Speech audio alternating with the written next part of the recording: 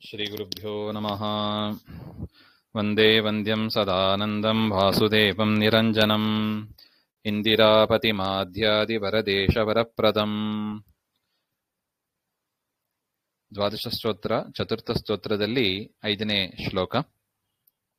ವಿಮಲೈ ಶ್ರುತಿಶಾನ ನಿಶಾತತಮೈ ಸುಮನೋಷಿಭಿರಾಶು ನಿಹತ್ಯ ದೃಢಂ ಬಲಿನಂ ನಿಜ ವೈರಿಣಮಾತ್ಮತಮೋಭಿಧಮೀಶಮನಂತಮುಪಾಸ್ವ ಹರಿಂ. ವಿಮಲೈಃ ಶ್ರುತಿಶಾನ ನಿಶಾತತಮೈಃ ಸುಮನಃ ಅಸಿಭಿಃ ಆಶು ನಿಹತ್ಯ ದೃಢಂ ಬಲಿನಂ ನಿಜವೈರಿಣಂ ಆತ್ಮತಮೋಭಿಧಂ ಈಶಂ ಅನಂತಂ ಉಪಾಸ್ವ ಹರಿಂ.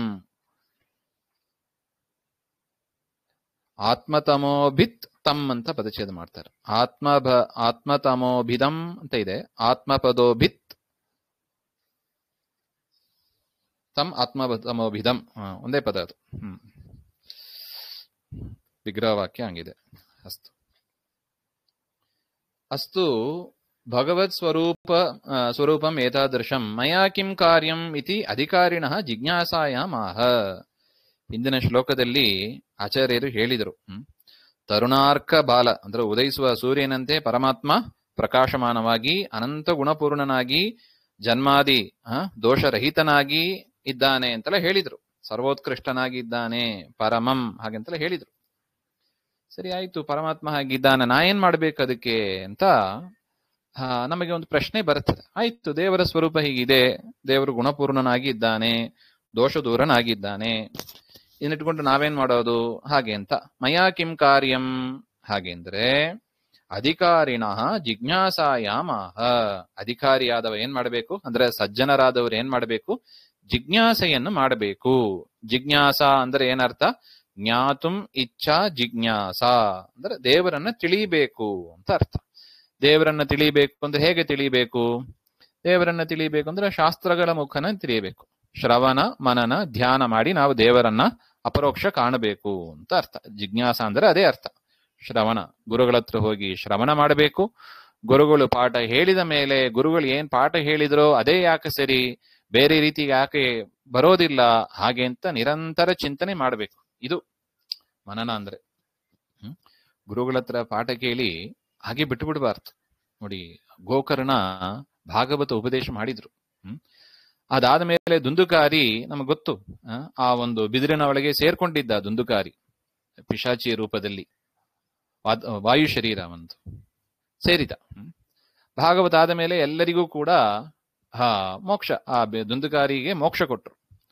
100 ಜನ ಕೇಳಿದ್ದಾರೆ ಭಾಗವತವನ್ನ, ಆದರೆ ಮೋಕ್ಷ ಸಿಕ್ಕಿದ್ದು ದುಂದುಕಾರಿಗೆ ಮಾತ್ರ. ಯಾಕೆ ಅಂತ ಒಂದು ಪ್ರಶ್ನೆ. ಗೋಕರ್ಣನೇ ಕೇಳ್ತಾನೆ, ಇಷ್ಟೆಲ್ಲ ಜನ ಮಾಡಿದ್ದಾರೆ, ಅವರಿಗೆ ಮಾತ್ರ ಯಾಕೆ ಮೋಕ್ಷ? ಹಾಗೆಂದ್ರೆ ಅದಕ್ಕೆ ವಿಷ್ಣು ಭಕ್ತರು ಹೇಳಿದ್ರಂತೆ, ಕರ್ಕೊಂಡು ಹೋಗ್ಲಿಕ್ಕೆ ಬಂದಿದ್ದವರು, ನೀವೆಲ್ಲ ಶ್ರವಣ ಮಾಡಿದ್ರಿ, ಗುರುಗಳು ಹೇಳಿದ್ರು ಕೇಳಿದ್ರಿ, ಆದರೆ ಏನ್ ಮಾಡಬೇಕು? ಅದಾದ ಮೇಲೆ ಮನನ ಧ್ಯಾನ ಅಂತ 2 ಮಾಡಬೇಕು. ಈ ದುಂದುಕಾರಿ ಏನ್ ಮಾಡಿದ? ಪ್ರವಚನ, ಭಾಗವತ ಸಪ್ತಾಹ 7 ದಿವಸ ನಡೀತದೆ. ಅದಾದ ಮೇಲೆ ಗುರುಗಳು ಏನ್ ಹೇಳಿದ್ರು ಅದನ್ನೆಲ್ಲ ರಾತ್ರಿ ಚಿಂತನೆ ಮಾಡ್ತಾ ದೇವರ ರೂಪವನ್ನೇ ಧ್ಯಾನ ಮಾಡ್ತಾ ಇದ್ದ ಹಾಗೆ ಅಂತ. ಅದು ಜಿಜ್ಞಾಸ ಅಂದ್ರೆ ಇದು. ಜಿಜ್ಞಾಸ ಶಬ್ದಕ್ಕೆ ಇಷ್ಟ ಅರ್ಥ ಇದೆ. ಭಾಗವತದಲ್ಲಿ ನಮಗೆ ತಿಳಿಸಿಕೊಡ್ತಾರೆ ಇದನ್ನ. ಆ ರೀತಿಯಾಗಿ ಮಾಡಬೇಕು ಹಾಗೆ ಅಂತ ಈ ಶ್ಲೋಕದಲ್ಲಿ ಆಚಾರ್ಯರು ತಿಳಿಸಿಕೊಡ್ತಾ ಇದ್ದಾರೆ. ಹೇ ಸಜ್ಜನ, ಶ್ರುತಿಶಾನ ನಿಶಾತ ತಮೈಹಿ. ಶ್ರುತಿ ಶಾನ, ಶಾನ ಅಂದ್ರೆ ಈ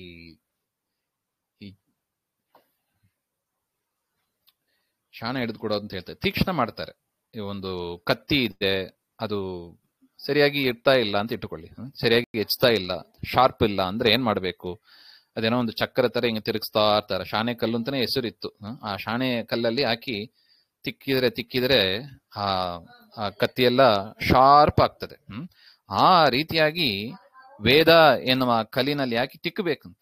ವೇದ ಯಾಕೆ, ಏನರ್ಥ, ವೇದದ ಅರ್ಥ ಏನು ಇತ್ಯಾದಿಯಾಗಿ ಶ್ರುತಿಶಾನ ನಿಶಾತ ತಮೈಹಿ ತದ್ವಿಚಾರ ಲಕ್ಷಣ ಸಂಘರ್ಷಣ. ನಮ್ಮ ಮನಸ್ಸು ಎನ್ನುವ ಕತ್ತಿ, ಅದನ್ನ ವೇದ ಎನ್ನುವ ಶಾಣೆಯಲ್ಲಿ ಹಾಕಿ ತಿಕ್ಕಿದರೆ ತೀಕ್ಷ್ಣಧಾರೈ ಭಗವತ್ ಸ್ವರೂಪ ಗುಣಾದಿ ವಿಷಯೇ ಪರಾಪರ ತತ್ವ ವಿಷಯೇ ಸಂಶಯ ವಿಪರ್ಯಯ ರಹಿತೈ ಇತ್ಯರ್ಥ.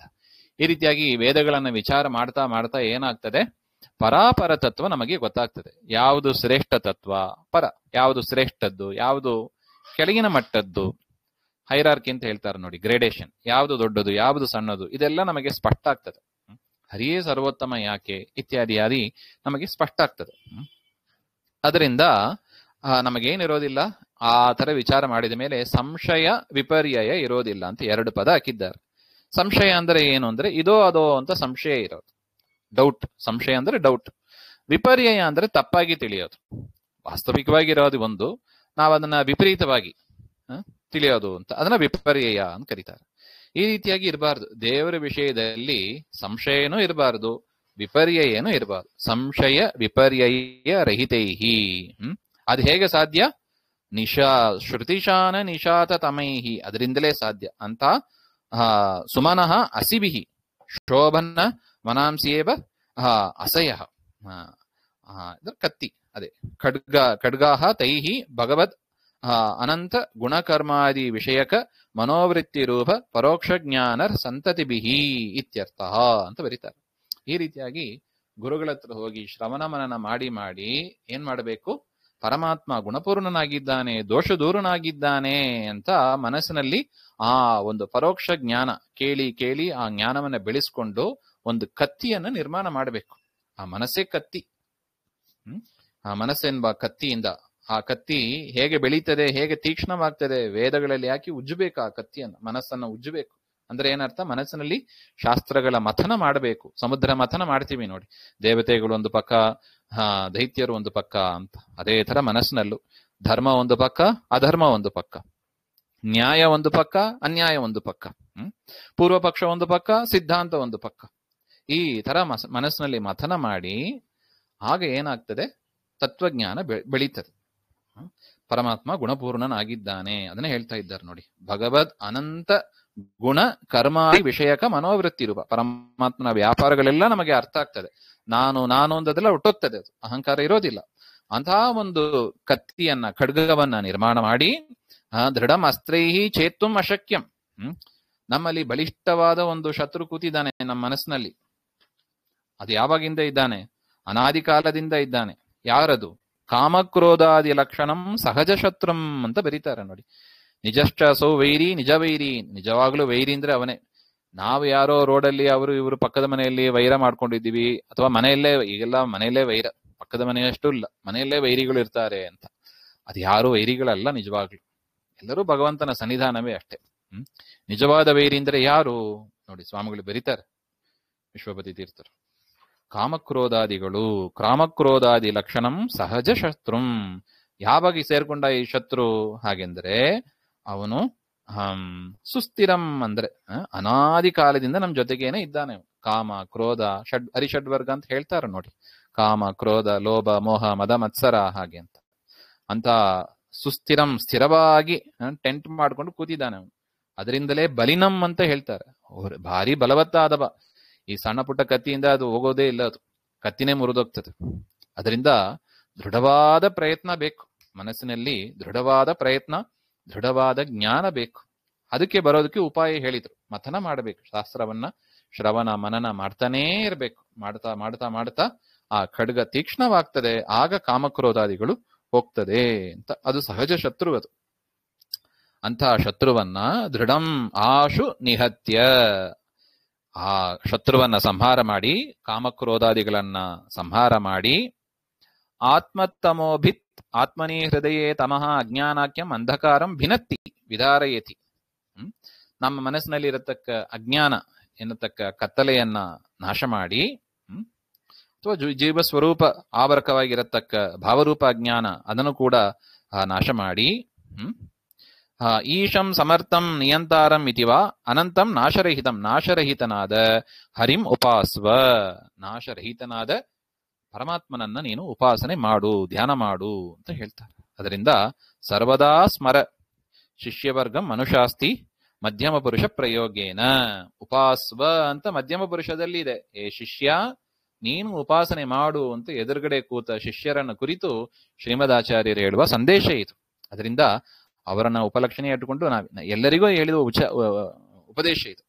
ಯಾರ್ಯಾರು ಸಜ್ಜನರು ಅಂತ ಇದ್ದಾರೆ, ಸ್ತ್ರೀಯರಾಗಲಿ ಪುರುಷರಾಗಲಿ, ಎಲ್ಲಿ ಬೇಕಾದ್ರೂ ಇರಲಿ, ಭಾರತದಲ್ಲಿ ಇರಲಿ ಪರದೇಶದಲ್ಲಿ ಇರಲಿ, ಎಲ್ಲರೂ ಮಾಡಬೇಕಾದ ಒಂದು ಸಾಧನೆ ಇದು. ಹರಿಂ ಉಪಾಸ್ವ, ಗುರುಗಳ ಮುಖಾಂತರ ಶ್ರವಣ ಮನನ ಮಾಡಿ ಆ ಖಡ್ಗವನ್ನ ಚೆನ್ನಾಗಿ ಬೆಳೆಸಿ, ಆ ಮನಸ್ಸಿನ ತಕ್ಕ ಖಡ್ಗವನ್ನ ಚೆನ್ನಾಗಿ ತಯಾರು ಮಾಡಿ, ಕಾಮಕ್ರೋಧಾದಿ ಶತ್ರುಗಳನ್ನ ನಾಶ ಮಾಡಿ ಹರಿಂ ಉಪಾಸ್ವ ಅಂತ ಪರಮಾತ್ಮನನ್ನ ಧ್ಯಾನ ಮಾಡು ಅಂತ ಹೇಳ್ತಾರೆ. ವಿಮಲೈ ಶ್ರುತಿಶಾನ ನಿಶಾತತಮೈ ಸುಮನೋಸಿಭಿರಾಶು ನಿಹತ್ಯ ದೃಢಂ ಬಲಿನಂ ನಿಜ ವೈರಿಣಮಾತ್ಮತಮೋಭಿದಮೀಶಮನಂತಮುಪಾಸ್ವ ಹರಿಂ. ಶ್ರೀಮಧ್ವಾಂತರ್ಗತ ಶ್ರೀಕೃಷ್ಣಾರ್ಪಣಮಸ್ತು. ಶ್ರೀಹರೇ ನಮಃ. ನಮಸ್ಕಾರ ಆಚಾರ್ಯ.